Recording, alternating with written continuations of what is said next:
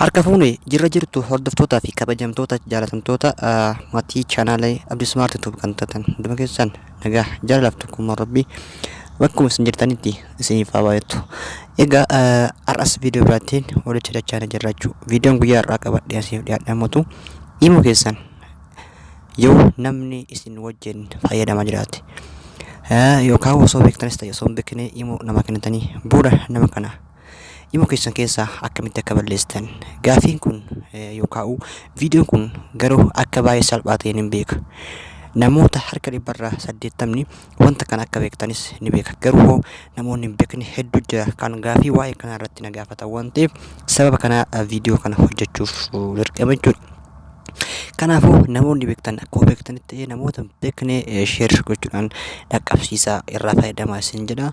Egaa namoonni hedduu jechuu gaafii kana gara keessaatiinis ni qabate. Koomentii irrattis gaafii kana naa kaasa jechuudha. Kun immoo baay'ee tokko salphaadha.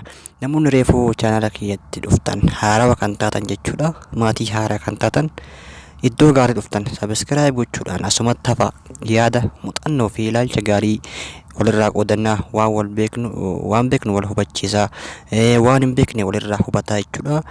Gaafii fi yaadas yoo qabaattan gara koomantiitiin naa kaayaa jechuudha. Akka deemnu kana gamanumaan kabajaa fi jaalaan isin affeerra jechuudha. Viidiyoo kana immoo yoo isinitti tole laayik godha. Laayik godhuun jara kennaa hojii sagantii takkaati. Walguddisuu kanas aadaa godhanu isiniin jedha. Uummata qashtii hayyee isinittiin dheeressu jalqaba anka isin agarsiisu imo HD kanarra garuu imo hunduu seetingiin bakka haa ayaratu malee tokkuma steepidhaan isin agarsiisa baay'ee salphaadha. Nafaana bu'a jalqaba imo keessan irra bantanii haala kanaan seentan.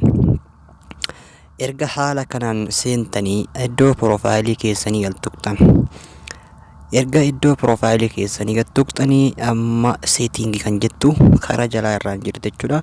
Seetingii san al takkaaf gattuqtan. Erga seetingii al takkaaf gattuqtanii garuu iimoorraa iimotti wanna seetingiileen isaanii adda addaa amma erga haala kana as dhuftanii iimoo akkaawuntii seetingii kan jedhu kan al takkaaf gattuqtan ka jalqabarraa. Ergasii amma karaa afuraffaa irra argamtu manage device sana al takkaaf gattuqtan. Manage device yoo al takkaaf isin gattuqtan keenyaaf namoonni iimoo keessan keessa yoo jiraatan haaluma amma gartan kanaan isiniif baasa jechuudha. Fakkeenyaaf amma iimoo kiyyaana malee silkiin biraa keessa hin jiru. Yoo keessa jiraatte isin moodela silkii teessanii waan beektaniif fakkeenyaaf amma asirratti Samsung G701 F Samsung kan jedhu kun kiyya ka keessan hin ta'in naannawa kanatti isiniif baaya jechuudha. Asirra gattarraa jechuudha. Kanaafuu namni yoo keessa jiraate haaluma kanaan agartanii nama lamaanis yoo walitti banattanii jiraattan nama san of keessaa baasuudhaaf iimoo keessan irraa balleessuudhaaf al takkatti qofa akkana gattuqtanii amma kiyya qofa waan ta'eef garraba waan jirreef yoo kanaa biraa keessa jiraate al takka gattuutan asitti log out isiniin jedha jechuudha barreeffama diimaadhaan. Al takka bichaa irra gattuqtanii log out gootanii kana booda rakkina iimoo ni mattanii akkasumas warra shakkitanis iddoo dhuftanii jechuudha. Asirra ilaaltanii mirkaneeffattanii asirratti yoo iimoo moodela silkii teessanii malee kan biraa jiraachuu baate iimoon keessan sirrii jira akkasitti beektanii isiniin jedha. Barnoonni kun akka isinitti tole abdiin qaba. Kan hanga ammaa osoo sabiskiraayib yookaan laayik hin goone viidiyoo kana dhageeffatu jirtan sabiskiraayib godhaa please. Viidiyoo kanas viidiyoo biraatiin hanga walitti deebinutti nagaa jaalalaa fi tokkummaa rabbii guddaa bakkuma jirtanitti isiniif haa baay'attu.